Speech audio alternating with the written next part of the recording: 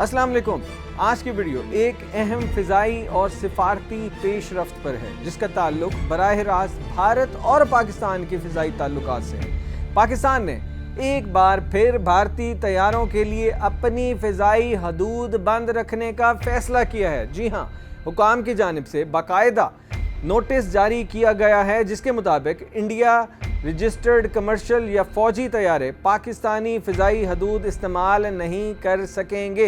ये पाबंदी अब मज़ीद एक माह तक नाफिजुल अमल है, यानी पाकिस्तानी फ़िज़ाई हदूद अब 23 जुलाई तक भारतीय परवाज़ों के लिए बंद रहेंगी। तफसीलात के मुताबिक ये पाबंदी 24 अप्रैल को लगाई गई थी। इसके बाद से 2 बार इसमें तोसी की जा चुकी है। पहली बार ये तोसी 23 मई को दी गई और अब तीसरी मरतबा और महीने के लिए बढ़ा दी गई है। तर्जुमान के मुताबिक ये फ़िज़ाई पाबंदी अब 24 जुलाई की सुबह 5 बजे तक बरकरार रहेगी, यानी भारतीय कमर्शियल या फ़ौजी परवाज़ें पाकिस्तान की फ़िज़ाई हदूद से गुज़रते हुए कोई रास्ता अख्तियार नहीं कर सकेंगी। ये फ़ैसला ऐसे वक्त में सामने आया जब दोनों मुल्कों के ताल्लुकात में कशीदगी बरकरार है और सिफारती महाज पर भी कोई बड़ी तब्दीली देखने में नहीं आ रही। याद रहे कि फ़िज़ाई पाबंदियाँ न सिर्फ सिफारती पैगाम होती हैं बल्कि इसका असर बराह रास्त एयरलाइंस, मुसाफिरों, मुआशी लागत पर भी पड़ता है। ऐसी सूरत हाल में अक्सर